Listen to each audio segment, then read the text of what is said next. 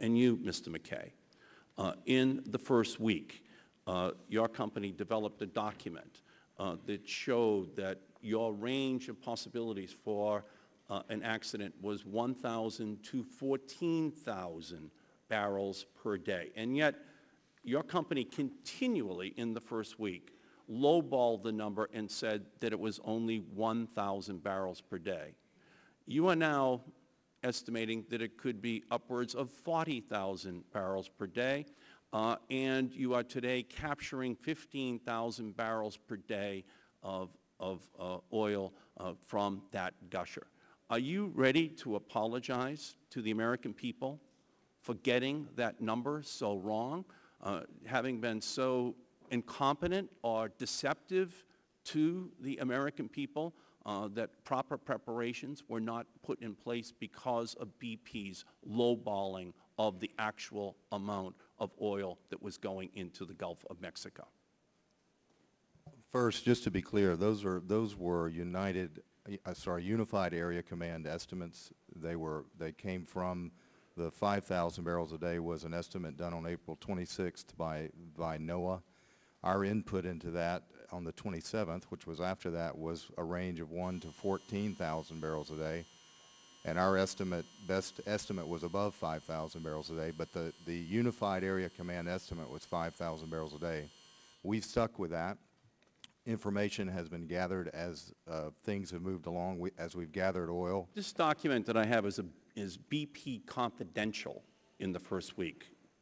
It says 1,000 to 14,000. This is BP confidential. Right. The onus, the burden, the responsibility is on your shoulders. You had the technology. You were able, through your expertise, to make this determination.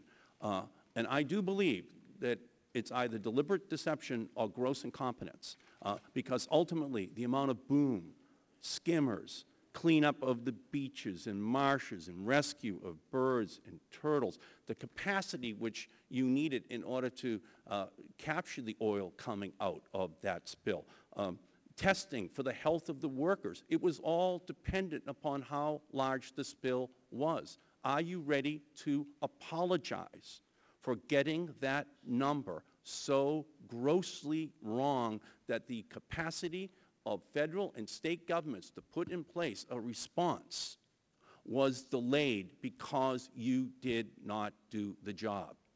I will just reiterate what Commandant Allen said, is that those were not BP estimates. Those were Unified Area Command estimates.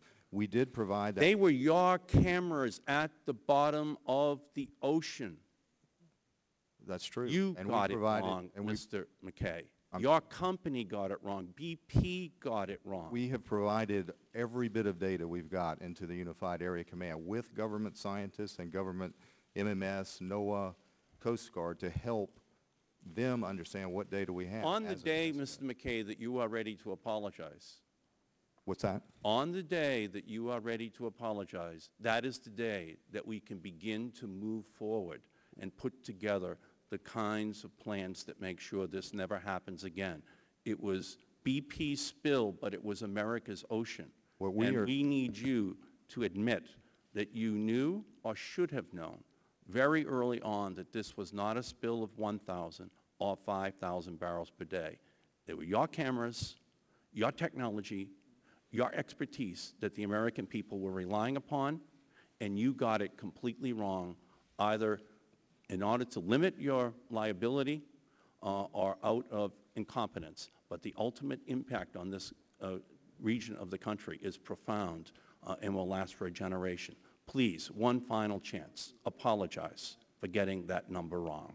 We are sorry for everything the Gulf Coast is going through. We are sorry for that and the spill.